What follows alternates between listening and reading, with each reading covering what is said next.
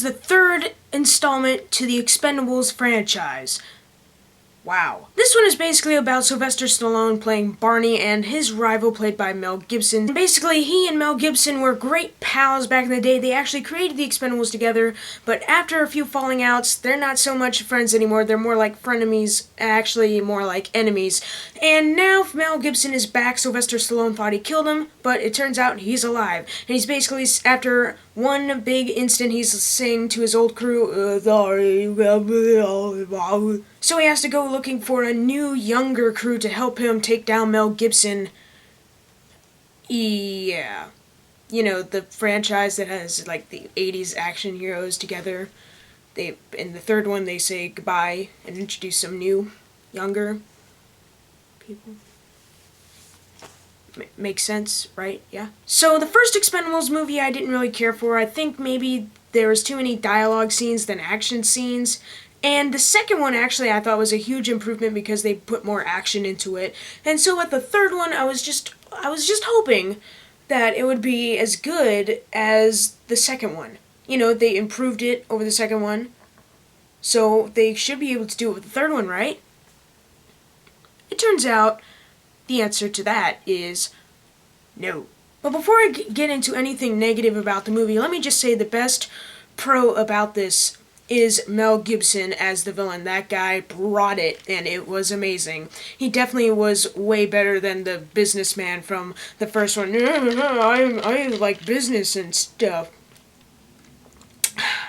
He was a businessman, right? It's been a while since I've seen the first one. And even though I thought Jean-Claude Van Damme was a great funny presence as a villain in the second one, Mel Gibson was definitely more of a threat, so he's definitely the best villain in this series. And another pro, Harrison Ford was a great actor in this movie. Harrison Ford, even though he didn't have much to do, he still brought it.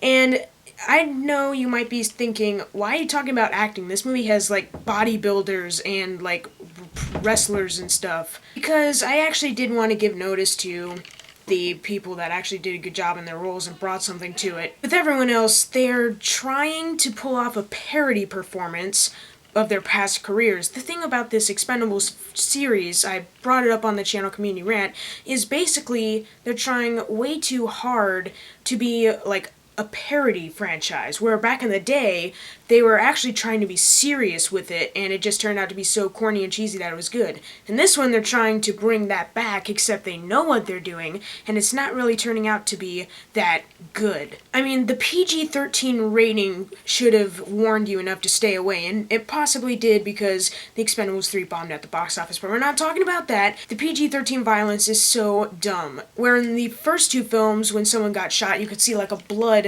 Even though it was digital, you'd see blood come out. In this one, you see, like, white powder or something.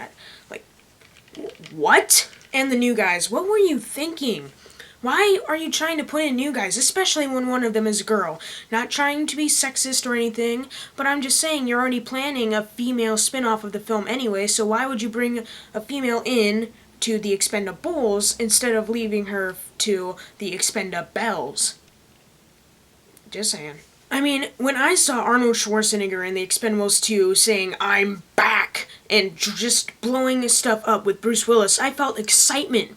In this one, it's more like, not really, it's just poof, poof, poof. It's edited in a way that just makes it so, like, when someone gets shot, you just see them, like, fall down, or you see poof happen.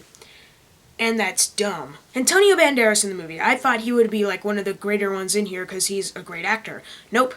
He's the Jar Jar Binks of this movie. And I know, they're trying to make him like so annoying. They make jokes about it, but it doesn't work because if you know you're making him annoying, then you should at least make it funny towards us, but it's not. It's actually driving us crazy. And there are so many, like, digital explosions that you can tell are digital, and so many green screen moments, and it's just so awful. Unfortunately, I'm gonna have to give The Expendables 3 a D because Harrison Ford and Mel Gibson were good, but everything else is just so stop trying to make parodies and just focus on making an actual movie. Then people might actually like it better. So if you've seen The Expendables 3, leave it in the comments of what you thought of it. Thank you guys for watching. Make sure to subscribe. I'm Jackson Fulcher. See you guys next time.